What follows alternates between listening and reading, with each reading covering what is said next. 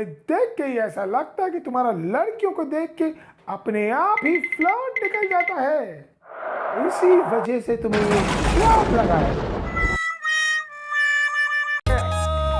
जिया हो बिहार के लाला, भैया भैया भैया। घबराओ मत, इसका इलाज है। ओए मक्खना नु इतना ला के रखना, लस्सी का गिलास मेरा तैयार रखना। ओ भाई लस्सी पीना मुड़ाज, वधिया जी लस्सी पीनी है मैनू, लश लश वाली लस्सी। लबदा अखबार कोई नवी दुकान मिल जाए। अरे अखबार, ओ यार, ओए अजय ताले दी चाबी किधर है? खुल गया। ओए लबदे भाई ए की ओए नौकर तेरी फोटो अखबार ही आ गई। oh, no. ओए मैं पूरी जिंदगी कर दी थी, मेरी एक फोटो राशन कार्ड बड़ी मुश्किल आई सी, वो भी पहे देके, वो भी इनविजिबल। भैया जी काबिल आदमी को दुनिया पूछती है, और एक तो तुम्हारे सामने ही खड़ा है। पढ़ के था वेखा अखबार च लिखा की है, बाजार विच नौकर जे मुंह वाले आदमी नु कुड़ियां ने दबा के कुटिया। शाबाश हो तेरे, हुन तू अखबार फोटो छपवाने दे लिए इस तरह दे करना में करेगा। ये सब अखबार में गवा का पुत्र जी होर लो पंगे कुड़िया नाल लालत तेरे ते की कलेश पूरी गल दस बनू। हमारी हालत बहुत ही खराब है मक्खन सिंह, पिछले कुछ दिनों से हमारी बाईं आंख बहुत फड़फड़ा रही है, बिल्कुल बाबा नामदेव की तरह। जिस बंदे ने पूरी जिंदगी एक कोई काम किया हो कुड़िया दे नाल आंख मटक्का करन दा, ओदी आंख तो अपना फड़क नहीं हुई। ये तो तुम सच बोल दिया बा, जिंदगी में आंख मटक्के का मजा अलग ही रहा है। वे क्या मैनू तेरी हिस्ट्री के बारे में कितना कुछ पता है, पर की कल हुई घबराए क्यों है? कल बहुत ही मुश्किल से 2 दिन के बाद हमारी आंख फड़फड़ानी बंद हुई। हम सोचा चलो बाजार जाके फलूदा खा के जिंदगी का मजा लूटा जाए।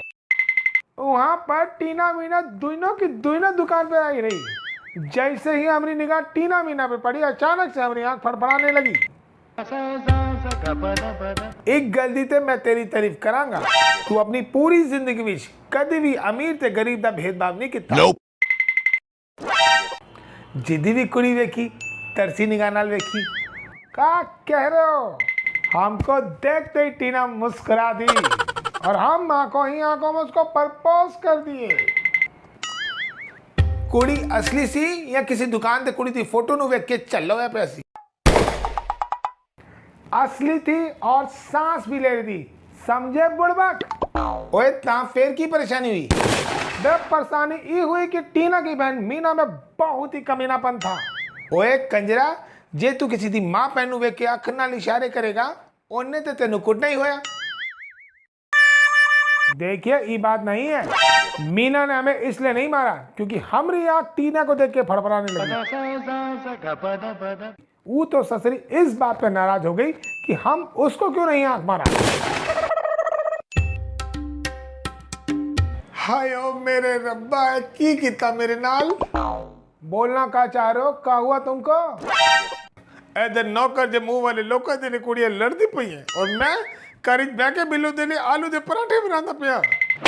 बकलोली बंद करो, हमारी समस्या सुलझाओ और हमको बचाओ। हमको ऐसा लगता है कि किसी ने हम पर जादू टोना कर दिया है। हमारी बाईं आंख लड़की देखते ही फड़फड़ाने लगती है। होर कर ले कुड़ियां दे नाल आंख मटक्का, ऐसे किसी कुड़ी दा श्राप लगे तेनू। हमको बचाओ मक्खन सिंह, हम बहुत परेशान हूँ। इस शराब को तेनू एक कोई आदमी बचा सकता है, वो है टोपीबाज। काबे हमसे बदला लेने का समय नहीं, कोनो सही सलाह दो। ओके। ओए मूर्खा, सिर्फ टोपीबाज ही तेनू बता सकता है कि तेनू किस तरह का श्राप लगा और इलाज की है।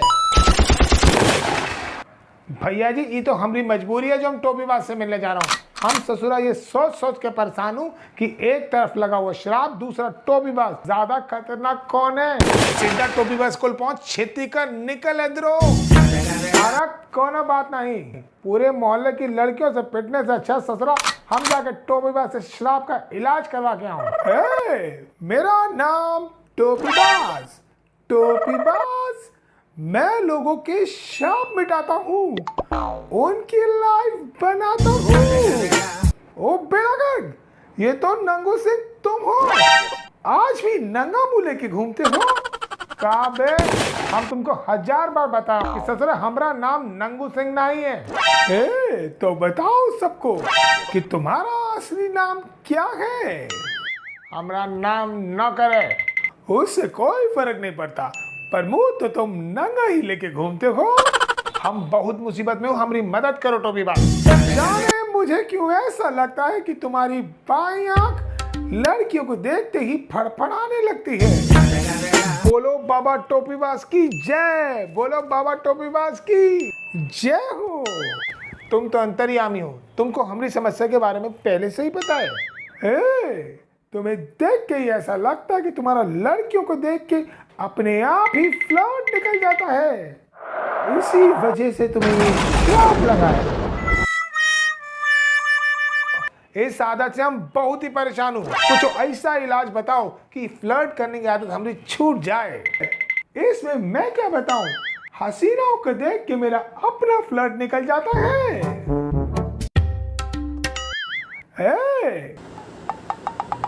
टोपीबाज, का तुम हमको ये बता सकते हो कि ई श्राप हमको कैसे लग गया? बिल्कुल बता सकता हूँ, पर ये बताओ कि तुम चढ़ावे के लिए क्या लाए हो जो शाम को कुछ टिका सके। भैया जी, अभी तो पैसे ही नहीं है, एक को बार इस श्राप हटवा दो, फिर हम तुम्हारा दोनों वक्त का जुगाड़ करवा दूंगा। तो ठीक है, याद करो कुछ समय पहले तुम किसी बाबा के शिविर में गए थे, क्या हुआ था वहां पर? हम तो बाबा नामदेव के शिविर में गया था। जब हमने पहली बार बाबा को देखा तो बाबा अपने दोनों हाथों के नाखूनों को रगड़ के चिंगारियां निकाल रहे थे। महिलाएं उनसे अति प्रभावित थी। ध्यान से देखा तो बाबा की बाईं आंख भी फड़फड़ा रही थी। हमें लगा कोई नया रीति रिवाज है जो हमें पता ही नहीं, और तुमने इसी रीति रिवाज का इस्तेमाल करके एक खूबसूरत महिला के दिल में अपनी मोहब्बत की लालटेन जलाने की कोशिश की थी। हम क्या करता, वो महिला तो बहुत ही दिलकश थी। उसे देख के हमको ऐसा लगा कि मानो जून के गर्म महीने में दिसंबर की सर्द कपकपाहट का रोमांटिक मजा आ जाओ। अद्भुत! पर क्या तुम ये जानते हो कि वो महिला श्रापित थी? बे, हमें कैसे पता होगा? हमारा प्रोग्राम तो बाबा का सीखा हुआ नया रीति रिवाज निभाने का चल रहा था। वो लड़की बाबा नामदेव से उनके शिविर में अपने श्राप का इलाज करवाने आई थी। वो महिला श्रापित थी, श्राप मिला था। कोई भी पुरुष जब उसको देखता या उसकी निगाह उस पुरुष पे पड़ती तो उसकी आंख अपने आप। ये श्राप तभी हट सकता था यदि कोई लुच्चा लफंगा उस महिला को देख के अपनी आंख फड़फड़ाए। इस श्राप से मुक्त होने का एक ही रास्ता है कि तुम इस शरीर को छोड़ दो। अरे घोंचो में मरवाना कहाँ चाह रहे हो? अगर पिछवाड़े पे गोली मार दी ना तो हरा हरा धुआं निकलेगा कान से। हिंसक मत हो, अभी अभी मुझे मेरी शक्तियों ने बताया है इसका इलाज मिल गया है। तुम्हारे शरीर में विटामिन डी की समस्या है। Oh no! वो तो शरीर में धूप की कमी की वजह से होता है। मत भूलो कि तुम श्रापित हो, तुम्हारा केस अलग है। Okay. इसीलिए विटामिन डी का मतलब तुम्हारे लिए दीमक। तुम्हारे शरीर के अंदर दीमक लग गई है। शरीर का प्राकृतिक जूस खत्म हो गया है। जो नसें मजबूत थी वो ढीली पड़ गई हैं। इसीलिए बॉडी में नेटवर्क नहीं आ रहा। घबराओ मत, इसका इलाज है। जब बात से जिया हो बिहार के लाला, भैया भैया भैया। ये बंदर की तरह क्या खुजा रहे हो? मैं खुजा नहीं रहा था, नाच रहा था। अभी तो खुशी से नाच रहे हो। अगर मेरी बात नहीं सुनी तो खुद खुशी भी करनी पड़ सकती है। अभी तो शादी भी नहीं हुई हमारी, ये टाइम दुनिया से जाने का नहीं। तो भैया जी ये तो बताइए कि इस श्राप से बचने के लिए हमें क्या करना पड़ेगा? सूरज ग्रहण के समय तुम्हें छत पर जाना होगा। जैसे ही ग्रहण शुरू हो उसी समय एक टांग पर खड़े होकर अपने हाथ में कटा हुआ नींबू लेकर उसे हवा में निचोड़ देना। दोनों हाथ जोड़ के सूरज देवता से माफी मांगते हुए कहना, हे प्रभु, जिस प्रकार इस नींबू को इसका जूस दिया है, मुझे मेरी बॉडी का जूस वापस दे दो। और कटे हुए नींबू पे काला नमक लगाकर उसे रगड़ देना अपनी फड़फड़ाती आंख पे। टोपीबाज, तुम हमें श्राप से मुक्ति दिलाना चाह रहे हो या पूरे मोहल्ले में बावला साबित करना चाह रहे हो? हम पहले ही बोला था मक्खन सिंह को कि ससुरा तुमरे से श्राप का इलाज कराना मतलब अपने लिए यमराज को इनविटेशन देना। घबराओ मत, तुम ये कर सकते हो, यही तो श्राप का तोड़ है। ऐसी हरकत करेंगे तो पब्लिक सोचेगी छिछोरा। पहले ही हमारी आंख फड़फड़ाने की वजह से हम बहुत परेशान हूँ। महिलाएं हमसे बहुत तपी बैठी हैं, इतना मारेंगे कि सर पे हाथ पैर रख के भागना पड़ेगा। भैया जी थोड़ी बुद्धि लगाओ, कोनो और नया रास्ता बताओ। फिर तो एक ही रास्ता बचा है, तुम्हें अमित जी के शो डॉन बनेगा करोड़पति में जाना पड़ेगा। अगर वो तुम्हारा कोई एक ऐसा नाम रख दे जिसे सुनते ही पता लगता हो कि तुम्हारा शरीर तुम्हारी आत्मा से अलग हो गया है, तो ही तुम बच सकते हो। यही श्राप का आखिरी तोड़ है। अब तो इस श्राप से बचने का एक कोई रास्ता है, या तो ये जाएगी जान या अमित जी देंगे हमको नया नाम।